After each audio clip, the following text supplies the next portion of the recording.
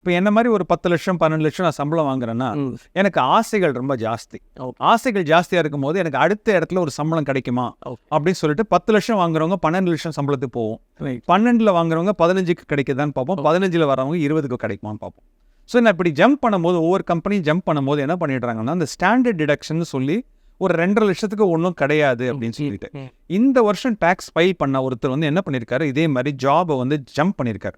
ஒரு electrical form siemens மாதிரி ஒரு பெரிய கம்பெனி, சீமென்ஸ் மாதிரி ஒரு கம்பெனியில் ஒர்க் பண்ணிட்டு அதனுடைய காம்படிட்டர் கம்பெனிக்கு போகிற இடத்துல என்ன பண்ணிட்டாங்க, 2 பேரும் ஸ்டாண்டர்ட் டிடக்ஷன் கொடுத்துட்டாரு.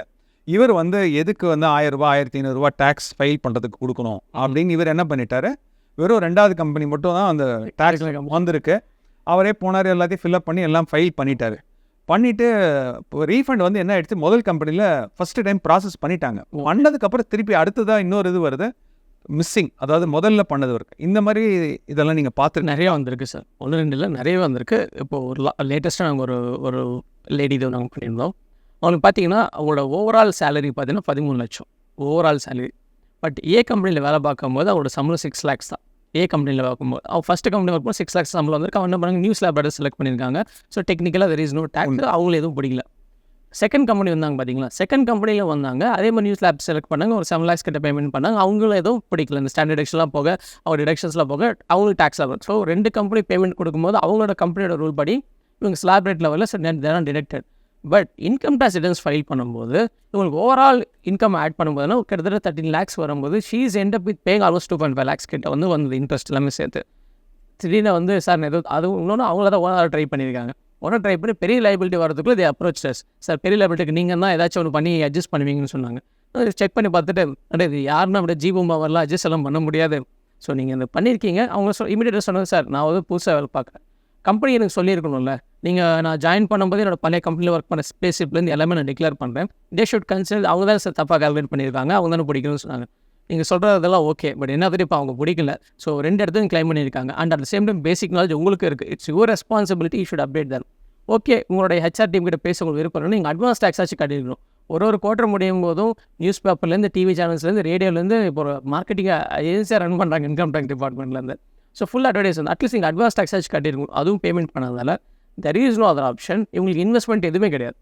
போடும்போது she's end up with paying the taxes. அதுக்கிட்டே பேமெண்ட் பண்ணாங்க, வேறு வழியே இல்லை. இது மாதிரி நிறைய பேர் இருக்காங்க சார். இவங்களும் கம்மி சம்பளம், சில பேர் வந்து ஹையர் ஸ்லாப் ரேட்டில் இருக்காங்க, அவங்களும் ஷிஃப்ட் ஆகும்போது விட்டுறாங்க. ஸோ யாரெல்லாம் ஜாப் ஷிஃப்ட் ஆகிறீங்களோ தயவு செஞ்சு இஷ்யூ உங்களோட ரெஸ்பான்சிபிலிட்டி எடுத்துக்கிட்டு உங்களோட எம்ப்ளாயர்கிட்ட டிக்ளேர் பண்ணி, சார் போன கம்பெனி இவ்வளோ சம்பளம் வாங்கியிருக்கேன், இந்த கம்பெனி இவ்வளோ சேலரி இருக்குது, அதுவும் கன்சிடர் பண்ணி கால்குலேட் பண்ணுங்கன்னு கேளுங்க.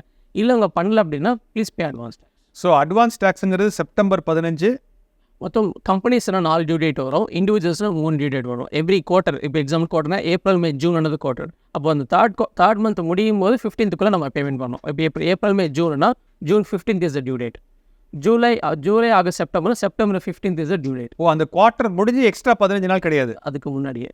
பணம் வாங்குறது முன்னாடியே கேட்டுருவாங்க. கலெக்ஷன்லாம் பர்ஃபெக்டாக இருக்கும், கலெக்ஷன்லாம் பர்ஃபெக்டாக இருக்குது, டிபார்ட்மெண்ட் கொடுத்துருக்கும். அதே மாதிரி 4th குவார்ட்டர்ன்றது வந்து again January February March 15th is sir. So நம்ம நேயர்கள் வந்து இந்த ஏப்ரல் மே ஜூனில் ஒரு சமயம் ஜாப் மாறி இருந்தாங்கன்னாக்க, ஏப்ரல் மே ஜூனில் ஃபர்ஸ்ட் குவார்ட்டரில் பண்ணியிருந்தாங்கன்னா, ஒரு சமயம் அவங்க எம்ப்ளாயருக்கு சொல்லாமல் இருந்தால் இப்போ செப்டம்பர் 15th ஒரு அமௌண்ட் ஒரு 60,000 70,000 கட்டிட்டாக்க அந்த இன்ட்ரெஸ்ட் அண்ட் பெனால்ட்டி கட்ட வேண்டாம் பண்ண முடியும். அது எவ்வளவு இன்ட்ரெஸ்ட் அண்ட் பெனால்ட்டிங்கிறது மொத்தம் 3 செக்ஷனில் போடுவாங்க. செக்ஷன் 234 ABC 3 செக்ஷன்ஸில் போடுவாங்க. ஆவரேஜாக 1.5% per month. So 18% per annum. ஒரு சமயம் அவங்க திருப்பி தரணும்னா இதே 3 செக்ஷனில் எனக்கு திருப்பி தருவாங்களா சார்? செக்ஷன் திருப்பி தர மாட்டாங்க. சரி, என்ன நீங்கள் கட்ட வேண்டிய பணத்துக்கு தான் அவங்க போடுறாங்க. அவங்க வந்து ஒரே மாதத்துக்கு 3 செக்ஷன் அப்ளிகபிலிட்டி வராது. எக்ஸாம்பிள் அட்வான்ஸ் டேக்ஸ் அந்த குறிப்பிட்ட டைமில் கட்டியிருக்கணும், அந்த குறிப்பிட்ட டைமில் கட்டாதுக்கு ஒரு செக்ஷன் அப்ளிகபிலிட்டி வரும். நெக்ஸ்ட் 2வது டியூ டேட்டுக்குள்ளே ரிட்டர்ன்ஸ் ஃபைல் பண்ணிக்கணும். டியூ டேட்டுக்குள்ளே ஃபைல் பண்ணால் அதுக்கு ஒரு பெனால்ட்டி வரும். ஸோ டியூ டேட் கிராஸ் பண்ணால் அதுக்கு ஒரு இன்ட்ரெஸ்ட் வரும். இந்த மாதிரி வந்து செக்ஷன்ஸ் டிஃபரெண்ட் பண்ணி உங்களுக்கு கொடுக்குறது. இப்போ உங்களுக்கு ரீஃபண்ட் நீங்கள் கேட்டிங்களா, எனக்கு கொடுக்கும்போது தெரியும் ரீஃபண்ட்ன்றது வந்து நீங்கள் இன்கம் டேக்ஸ் ரிட்டர்ன்ஸ் ஃபைல் பண்ண டேட்லேருந்து ரீஃபண்ட் வர பிட்வீன் பீரியடுக்கு இன்ட்ரெஸ்ட் போட்டு கொடுப்பாங்க. இங்கே இந்த அது மட்டும் ஒரு செக்ஷன் மட்டும் தான், அது ஒரு செக்ஷன் தான் வரும். 3 செக்ஷன் வாங்கினா 3 செக்ஷன் கொடுத்தா ஒரு செக்ஷன்ங்கிறீங்க. சரி, அப்படி சொல்ல முடியாது. பட் நீங்கள் கேட்குறத பேஸ் பண்ணி நம்ம அப்படி சொல்லலாம். But practically is not like ஒரு செக்ஷன் தான்.